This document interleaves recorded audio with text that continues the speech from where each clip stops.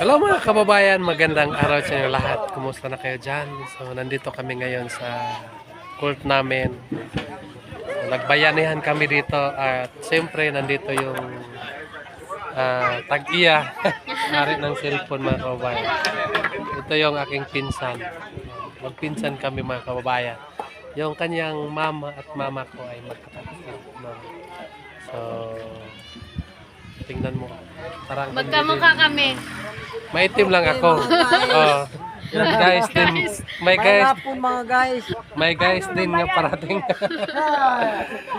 At siyempre, dito kami ngayon kasi nagbayanihan kami. So, lahat kami dito nagtulong-tulungan mga kababayan para masiminto namin itong aming court. So, sobrang hirap kasi maglaro ng basketball na maputik yung ano. Kasi nung unang ano lang, putikan kami maglalaro. Mabuti ngayon ay meron tayo mga sponsor nga nagtulong at maraming salamat po sa ating sitio leader. Sobrang bait po. At sa lahat dito, maraming salamat po sa nagtulong. At kausapin natin itong ano, Yung president ng president. Kumusta yung pakiramdam mo nga meron ng ano, maayos na yung court natin? Mabuti naman po at masaya po kasi po hindi na po putik yung court namin dito. Di tulad noon. Halos hiya kami kasi ang mga player namin nga nasa ibang mga lugar. Kasi Pagdating dito ay dating dito maputik ay na. maputik na. Tapos ano, marami silang So ngayon, ayos na yung court natin. So ngayong linggo, pwede ka na mag-invite ng mga players dito kasi okay na, hindi na maputik itong court natin. So, ano sa lahat no? Pasalamatan natin yung lahat na nagtulong-tulong dito sa ating sitio. Yung mga membro dito sa sitio natin, marami pong salamat sa nagkaisa tayong tulungan dito ng ating court. At siyempre yung ating pinakagwapong sitio leader, marami pong salamat sa ating lahat. Thank you. Yun lang po mga kababayan. Sa susunod naman po, magkita-kita tayo.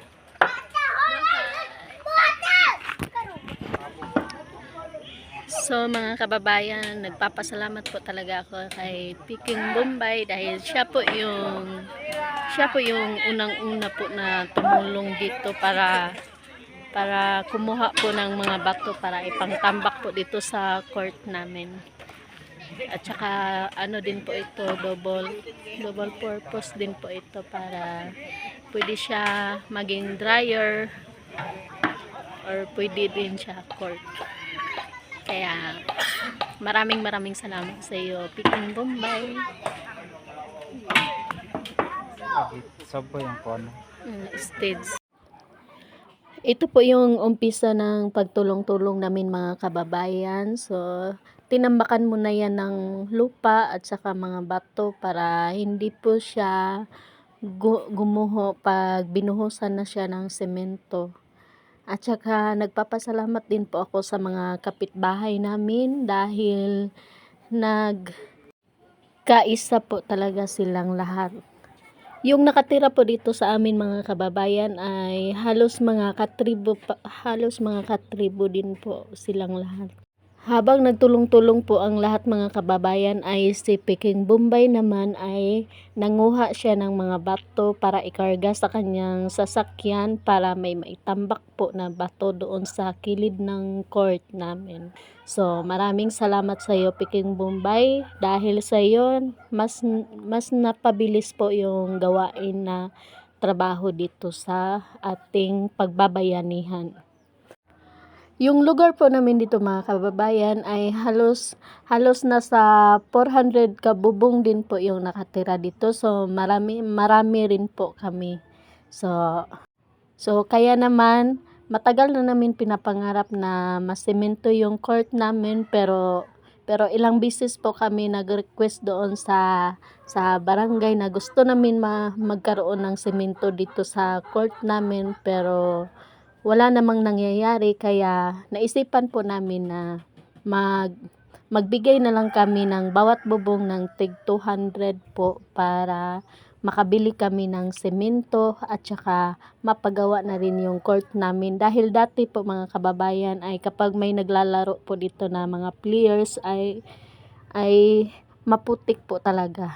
At habang busy naman sila, yung iba namang mga katribo namin dito ay busy din sila sa pagluluto. At saka salamat nga pala sa mga nag-sponsor sa bigas, tsaka ulam, at saka pang merienda po namin. At shout out nga pala sa Caballero family, at saka Limas family, at saka Bustamante family. Sila po yung nagbigay sa amin ng para sa pagkain po ng mga katutubo dito. At siya naman po mga kababayan, yung matandang yan, siya po yung dato namin dito. Siya po yung karespeto po na tao dito sa amin na pinakamatanda po. At saka himsog pa po niya mga kababayan, ang bilis niya maglakad, at saka napakatalino din po niya mga kababayan. So ganyan po yung mga suot ng mga dato dito sa amin mga kababayan.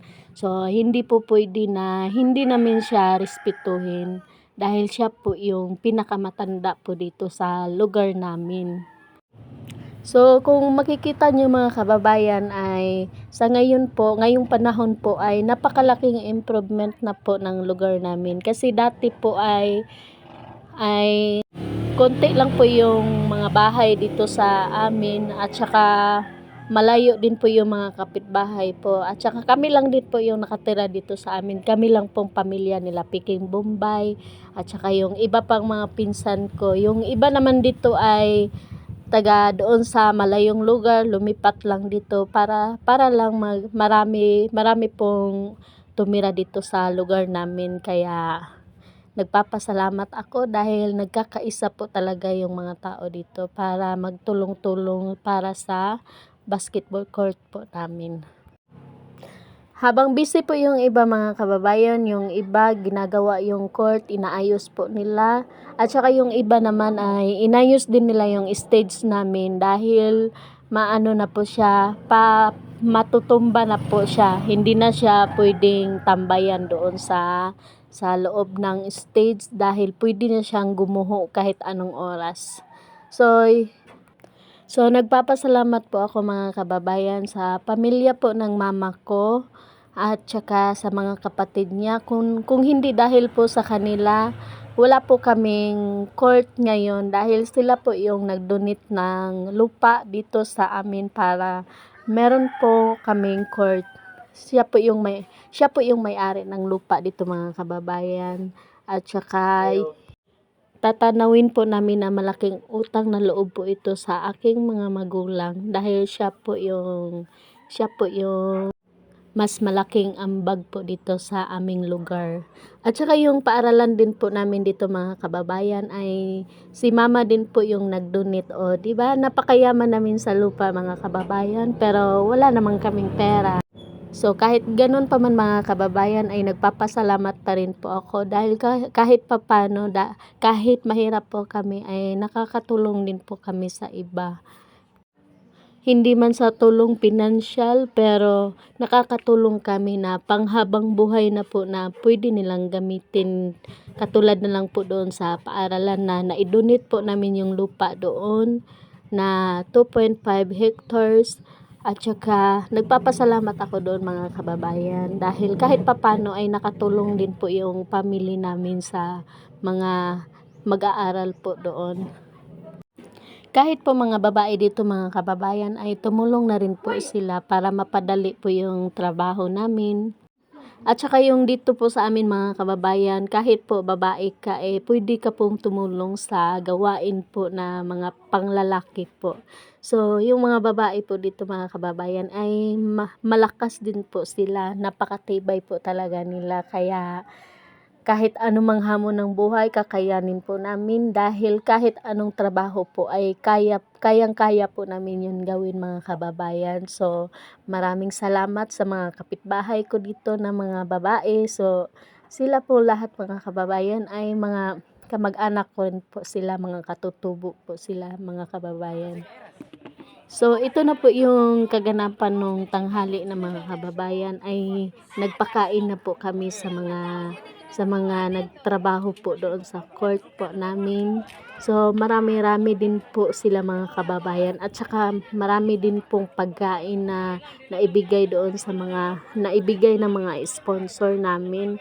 Kaya naman busog na busog po talaga sila mga kababayan. Kahit po yung mga bata na mga estudyante galing po sa school ay nakakain pa po sila na sa tanghalian. Hindi na namin sila pinauwi doon sa bahay nila kasi po yung mga magulang po nila ay nandito po, tumulong po sa pagbabayanihan. Kaya naman pinakain na rin po namin yung mga estudyante dito sa aming niluto na pagkain. Na.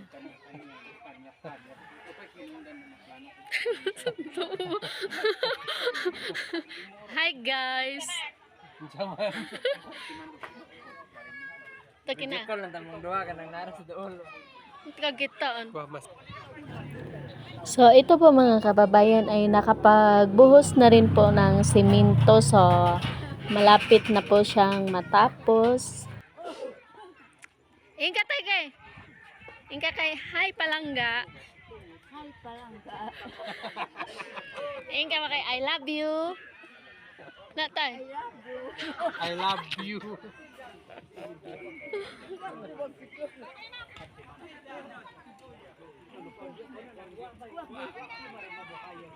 Babay ko sa buhay ko. Babay. So yun po yung mama ko mga kababayan at saka yung pinsan ko na si Peking Bombay. So ngayon mga kababayan ay ito na po yung ginagawa na papasemento namin yung court namin. Maraming salamat po talaga sa lahat po ng tumulong dito at kung hindi dahil sa inyo ay hindi po talaga ito matatapos. At siya naman po yung tsuhin ko mga kababayan na kapatid po siya ni mama. So, 'di ba? Napakagwapo po talaga niya. So, sabi niya, sino daw po yung pinaharap ko po sa kanya yung camera. Sabi niya, sino daw po yung nasa cellphone na pangit daw, kaya natatawa sila dahil hindi ko in-expect na ganun yung tanong niya. Guys, nandito Mga vlogger ito. Nagsweldo na ba ang tanan?